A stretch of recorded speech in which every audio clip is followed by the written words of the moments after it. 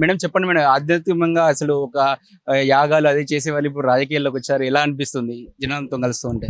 ఇన్నేళ్ల యాగ ఫలితంలా కనిపిస్తుంది నాకు. ఇన్నేళ్లు చేసిన యాగాలు, పూజలు, పునస్కారాలకి అమ్మవారు దయ తలిచి హైదరాబాద్ లోక్సభ కాన్స్టిట్యువెన్సీకి న్యాయం చేసి ధర్మం చేసే శక్తిని ఇచ్చిందనిపిస్తుంది, అవకాశం ఇచ్చిందనిపిస్తుంది. అప్పుడు ఎలక్షన్స్ అంటే ఆధ్యాత్మికం అంటే వేరొక ప్రశాంతమైన వాతావరణం ఉంటుంది. ఇక్కడ చూస్తూ ఉంటే ఒక కామెంట్స్ కావచ్చు, మీ మీద అనేక ఆరోపణలు కావచ్చు వస్తూ ఉంటాయి. ఎలా వస్తుంది జనం నుంచి, ఎలా రెస్పాన్స్ ఉంది? నాయన నెగటివ్ కామెంట్స్ వేసేవాళ్ళు మహిషాసుడిని సంవరించడానికి వెళ్ళినప్పుడు అమ్మవారి మీద కూడా వేశారయ్యా, చాలా అసహ్యంగా వేశారు రాక్షసులు. స్త్రీ మీద కమెంట్లు వేసేవాడు ఎవడైనా రాక్షసుడే. అట్లాంటి రాక్షసుడి గురించి ఆలోచించుకొని వెళ్ళం మేము వెళ్ళేది బలహీనుల కోసము, బాధల్లో ఉన్న వాళ్ళ కోసము, హైందవ ధర్మం సంస్థాపన కోసము, స్త్రీలను కాపాడడం కోసం. రాక్షసులు ఎప్పుడు ఉండనే ఉంటారు, వాళ్ళ గురించి ఆలోచించను, వాళ్ళ గురించి భయపడను.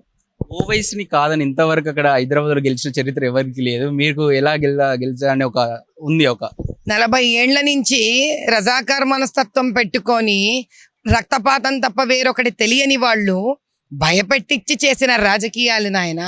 ఈ రోజు ఇంకా భయపెట్టించి చేసే రాజకీయాలు అంతమైపోయాయి అని చెప్పడానికే విజృంభిస్తూ వస్తున్నాను నేను, ధైర్యంగా వస్తున్నాను నేను. అక్కడ బాధపడుతున్న ప్రజలకు అండగా నేను ఉన్నానని చెప్పడానికి వస్తున్నాను నేను. స్త్రీ సంరక్షణే మా హైందవ ధర్మం అని చెప్పడానికి వస్తున్నాను. ముస్లిం స్త్రీలైనా, హిందువు స్త్రీలైనా ఎవరి కోసమైనా నిలబడతానని చెప్పడానికి వస్తున్నాను నేను. అంటే ఒక మామూలుగా చాలా రోజుల నుంచి హైదరాబాద్ లో ఒక 52% కంటే ఎక్కువ పోలింగ్ కాదు, అది కూడా ఎక్కువ శాతం ముస్లిమ్సే చేస్తారు ఓట్స్. ఇప్పుడు హిందువులు చాలా తక్కువ మంది ఓటింగ్ దూరంగా ఉంటారు. మీరు ఏం చెప్తున్నారు? అసలు ఒకవేళ మీరు గెలవాలనుకుంటే హిందువుల ఓట్లు ఎక్కువ పోలరైజ్ చేయాలి, ఒక 70% తీసుకెళ్తే మీకు గెలుపు ఛాన్సెస్ ఉంటాయి. హిందువుల గురించి నాకు ఇబ్బంది లేదు, ఆలోచన లేదు. మా హిందువుల అన్నదమ్ములందరూ, అక్క చెల్లెళ్ళందరూ ఒక్కటయ్యే సమయం వచ్చింది, అది వాళ్ళకు కూడా తెలుసు. వాళ్ళు ప్రతి ఒక్కళ్ళ ఇండ్ల నుంచి లేస్తారు. ఇది ఒక్క హైదరాబాద్ లోక్సభ మాత్రమే కాదు, 17 లోక్సభలలో నుంచి హిందువులందరూ లేచి వెళ్ళి వాళ్ళ ఎంపీలకు మోదీ సర్కార్ కింద టికెట్ వచ్చిన ప్రతి ఒక్కరికి ఓట్లు వేస్తారు. ఇప్పుడు ముస్లింల గురించి కనుక మీరు వస్తే, మా హైదరాబాద్ లోక్సభ పార్లమెంట్లో 6 లక్షలకు పైగా ఉన్న బోగస్ ఓట్లనంతా తీయించేస్తాం. ఎలా తీయించగలుగుతారు? అది తీస్తాము, తీయించాక మేము గెలుస్తాము. అప్పుడు రండి, హాయిగా చాయ్ పానీ మీద అసలు విషయాలు చెప్తా. అంతవరకు బయటికి చెప్పం మేము అవేంటి ఎలా చేస్తామని. బీజేపీ ముస్లిం మహిళల కోసం త్రిబుల్ తలాక్ తెచ్చింది. ఇలా వాళ్ళకి చెప్తా ఉంటే అర్థం చేసుకుంటారు త్రిబుల్ తలాక్ అనేది మీకోసము, అంటే మహిళల బాగు కోసం అని వాళ్ళకి అర్థం అవుతుందా? లేకపోతే వాళ్ళ ఓట్లు బీజేపీకి పడే అవకాశం ఉందా పదబస్తీలో? మంచి ప్రశ్న వేసాము నాయన. ట్రిపుల్ తలాక్ వచ్చినప్పుడు హైదరాబాద్లో నేను వన్ ఆఫ్ ది మెంబర్స్ దాని గురించి పోరాడిన వాళ్ళలో. అప్పట్లోనే దరిదాపు 3,000 నుంచి 4,000 మంది ముస్లిం మహిళలు ట్రిపుల్ తలాక్ మాకు వద్దు అని మాతో సహకరిస్తూ నిరసనకి వచ్చారు వాళ్ళు. దాని అర్థం ఏంటి? ఎవరికి కావాలయ్యా? ఏ స్త్రీ మాత్రం జీవితంలో రోడ్డుకి విసిరేస్తాను అంటే ఆహాహా నేను విసిరించుకుంటానంటుంది? అది స్వార్థం. ఆ కొంతమంది పిడికిలి మంది కలిసి స్వార్థపూరితంగా చేస్తున్నారు. ఇస్లాంలో ఎక్కడ ఉన్న పడానా 3 సార్లు తలాక్ చెప్పి స్త్రీని రోడ్ల మీద విసరమని లేదు. మరి ఎందుకు అవుతోంది ఇది అని అంటే, వాళ్లకు అంత జ్ఞానం లేకపోవడం, ముస్లిం స్త్రీలను భయపెట్టించేయడం, వాళ్ళకి చదువు ఇవ్వకపోవడం, వాళ్ళని ఇళ్లల్లో బంధించి వేసేయడం. మరి ఇప్పుడు ఈ ముస్లిం మహిళలు బయటికి ఎలా వస్తారు? వీళ్ళకు ఇంకో భయం కూడా పెట్టుంచారు వీళ్ళు. మీరు వెళ్ళి ఓటు వేస్తే మీరు ఎవరికి ఓటు వేశారో మాకు తెలుస్తుంది అని ఇళ్లల్లో మొగుళ్ళు బెదిరిస్తారు వీళ్ళని, పార్టీలు బెదిరిస్తాయి వీళ్ళని, చుట్టుపక్కల ఉన్న సంస్థలు బెదిరిస్తాయి వీళ్ళని. ఇలాంటి బెదిరింపులకు బెదరవద్దు. మీరు వేసే ఓటు, ముస్లిం మహిళగా మీరు బయటికి వచ్చి వేసే ఓటు ఎవ్వడికి తెలియదు, మీకు తప్ప ఎవ్వరికీ తెలియదు. కానీ ఈ మాట నేను తెలుగులో చెప్తున్నాను. హైందవులందరూ ఎంతమంది అయితే స్త్రీలు పురుషులు ఉన్నారో, మీ ఆఫీసులలో ముస్లిం స్త్రీలు పనిచేస్తున్నారో వాళ్ళకి చెప్పండి ఈ మాట. మీరు వేసే ఓటు మీకు తప్ప ఎవరికీ తెలియదు. అది తెలిసిపోయిన నాడు భయమే ఉంది నాయన. రెండోది పోలింగ్ బూతులు. ఏ పోలింగ్ బూతులలో కనీసం కారు కూడా వెళ్ళదో అది తప్పు, అలా ఉండకూడదు, చట్ట విరుద్ధం. అది ఒక పోలింగ్ బూత్లో కారు వెళ్ళగలగాలి. అలా కారు కూడా వెళ్ళలేని పోలింగ్ బూతులు ఎందుకు బతికి ఉన్నాయి ఇంకా ఈరోజు? ఎందుకు అక్కడ ఇంకా పోలింగ్ జరుగుతోంది అంటే, అలా ఉండకూడదని తెలిసి కూడా ఆ పోలింగ్ బూతులను తయారు చేసిన ప్రభుత్వం, రాష్ట్ర ప్రభుత్వాన్ని ఇప్పటికైనా మనం అర్థం చేసుకోవాలి. ఏమని? ఈ రాష్ట్ర ప్రభుత్వము రజాకార్లతో కలిసి పనిచేస్తోందని. ఆ పోలింగ్ బూతులలో గట్టి నిగరాని, పోలీస్ బందోబస్తు. ఈ పోలీసులు మేము చెయ్యమని కనుక వీళ్లతో చేతులు కలిపితే సెంట్రల్ రిజర్వ్ పోలీస్ని కూడా దింపుతాం. ఒక పోలింగ్ బూత్ కదా, అన్ని పోలింగ్ బూతులకు దింపేస్తాం. రక్షణ కల్పిస్తాం ఓటర్కి. హ్యాపీగా వెళ్ళి ఓట్లు వేసుకోండి. ఇక్కడ చూసుకున్నట్టంటే కాంగ్రెస్ కూడా ఎంఐఎంతో మళ్ళీ కొంచెం దోస్తాను మళ్ళీ పెంచుకునే ప్రయత్నం చేస్తున్నట్టుంది. అటు ఇప్పటికే బీఆర్ఎస్ గత ప్రభుత్వం కూడా వాళ్ళతోని సఖ్యతతో ఉంది. వీళ్ళు కూడా ఇప్పుడు మొన్న చూస్తుంటే మీటింగ్లో చూస్తుంటే బాయ్ బాయ్ అని ఉన్నారు. అంటే వాళ్ళ అంతర్గతంగా మీరు ఏమనుకుంటారు? వాళ్ళ ఇద్దరు కలిసే పోటీ చేయబోతుర్రా? ఇది విచిత్రమైన అండర్స్టాండింగ్ వీళ్ళ మధ్యలో. ఈ రజాకారులకేమో ఇక్కడ ఎంపీ సీటు కావాలి, ఏది హైదరాబాద్ లోక్సభ.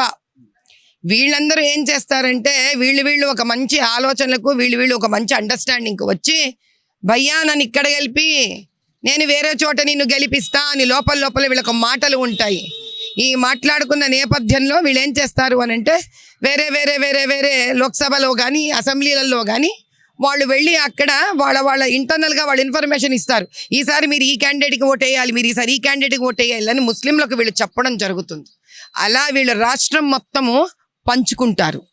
వేరే చోట్లలో వీళ్ళు ఎవరిని నెగ్గించాలో అక్కడ ముస్లింలకు ఇన్ఫర్మేషన్ వెళ్ళిపోతుంది, మీరు వెళ్ళి వాళ్ళకు ఓట్లు వేయండి అని. ఈ హైదరాబాద్ లోక్సభకు మాత్రం ఎవ్వరు జోక్యం కలిగించుకోకూడదు. వాళ్ళకి కావాల్సిన వాళ్ళు రిగ్గింగ్లు వేసుకొని బోగస్ ఓట్లు వేసుకొని వాళ్ళు గెలుస్తారు. ఇది వెరీ మచ్ అన్ ఇంటర్నల్ అండర్స్టాండింగ్ ఇక్కడ వచ్చే ప్రభుత్వానికి, ఏఎంఐఎంకి. అందుకే వీళ్ళు మేనమామ మేనల్లుళ్ళు అవుతారు ఒక్కొక్కసారి, వీళ్ళు అన్నదమ్ములు అవుతారు ఒకసారి, ఇంకేమవుతారో ఇంకా అయ్యే అవకాశం లేదు. ఇంకా ఎందుకు? హైదరాబాద్ అప్పనా సీటే హమ్ జీత్ కే దిఖాయింగే. ఎన్ని బంధాలు పెట్టుకున్నారు, గుడ్ బై.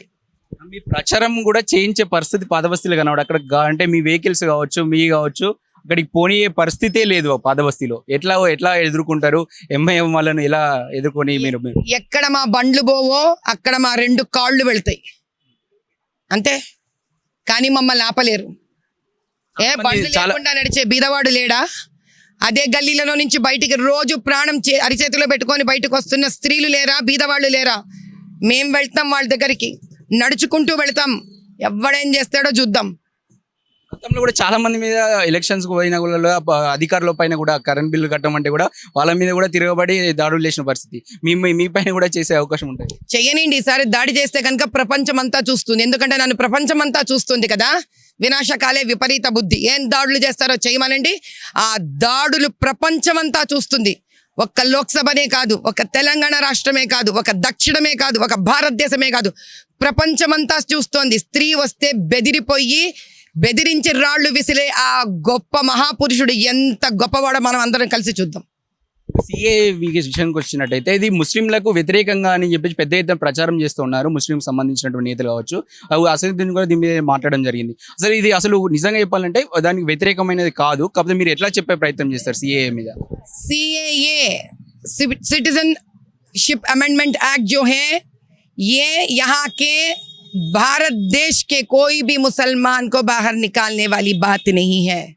मेरे अपने सारे मुसलमान भाई बहनों से मैं कह रही हूँ, अगर जिन के पास आधार कार्ड है उनको किसी को भी यहाँ से निकाला नहीं जाएगा. जो 2014 31 दिसंबर से पहले है यहाँ पर, जिनके पास यहाँ पे रहने का प्रूफ है उनके पास, उनको किसी को भी यहाँ से निकाला नहीं जाएगा. अगर ऐसा कुछ हुआ तो हमारा अनमले भैया ने तमिलनाडु से बताया कि 1 करोड़ दूंगा. अगर किसी ने ऐसा निकाला गया तो किसी भारत देश का मुसलमान को, मैं कह रही हूँ मैं राजकीय संन्यास ले लूंगी. अगर एक भी मुसलमान भाई और बहन यहां से निकाला जाएगा, जिसने 2014 31 दिसंबर से पहले यहाँ पे जी रहे थे, मैं निकल जाऊंगी, पॉलिटिक्स में से निकल जाऊंगी. आपके लिए हिम्मत रहना चाहिए एक बात देने के लिए. कोई 1 करोड़ देने के लिए आगे आया भैया, और मैं पूरा संन्यास लेने के लिए आगे आ रही हूँ. ये है हमारा मोदी भैया का वादा. हम जब देते हैं धर्म के लिए देते हैं, धर्म को निभाने के लिए देते हैं, पॉलिटिक्स करने नहीं देते हैं, वोट बैंक के लिए नहीं देते हैं. మాధవీలత గెలిస్తే హైదరాబాద్ ఓల్డ్ సిటీకి ఏం చేస్తారంటే ఏం చెప్తారు? ఏం చేస్తానో చెప్పాలా? అన్నీ చేస్తాను. సందులు గొంతులలో వెళ్ళి పోలింగ్ బూతులలో ఓట్లు వేయలేరు కదా, ధర్మబద్ధమైన పోలింగ్ బూత్లను చేసుకుందాం. స్ట్రీట్ లైట్స్ లేకుండా పేపర్ల మీద స్ట్రీట్ లైట్స్ ఉన్నాయి కదా, అది పేపర్ల మీద నుంచి రోడ్ల మీదకి వచ్చేటట్టు చేద్దాం. పేపర్లో మాత్రమే వెలిగే బల్బులు ఉన్నాయి కదా, అవి రోడ్ల మీద వెలిగేటట్టు చేద్దాం. నాలాలు ఏవైతే సాఫ్గా లేవో నాలాలు సాఫులు చేయిద్దాం. ఎన్ని గుళ్ళైతే 800-900 సంవత్సరాలుగా ఉండి ప్రాముఖ్యత గాంచినాయా అవన్నీ టూరిజంలో డెవలప్ చేద్దాం. ఏ ఆడపిల్లలకైతే సంరక్షణ లేదో ఆడపిల్లలకి సంరక్షణ ఇద్దాం. ఏ యువతులకైతే ఉద్యోగాలు లేవో ఆ యువతులకు ఉద్యోగాలు ఇద్దాం. ఏ యూనివర్సిటీలు అయితే ఇక్కడ లేవనుకుంటున్నామో ఆ యూనివర్సిటీలను పెడదాం. ఏ మాల్స్ అయితే లేవనుకుంటున్నామో ఆ మాల్స్ పెడతాం. ఏ థియేటర్స్ అయితే లేవనుకున్నారో థియేటర్స్ని పెడదాం. ఇంకేం చేద్దాం? అన్నీ చేద్దాం, కలిసి చేద్దాం. సబ్కా సాత్ సబ్కా వికాస్. ఇది సంగతి మాధులతమని చెప్తున్నారు. భారతదేశం అంతా చూస్తుంది, వీళ్ళు కనుక నాపై దాడి చేస్తే ఊరుకునే పరిస్థితి లేదు. హైదరాబాద్ లో మాత్రం నాదే గెలుపు అని చెప్పేసి వారు మనతో పాటు చెప్తున్నారు. కెమెరామెన్ రాకేష్ తో అక్షిత్, హైదరాబాద్.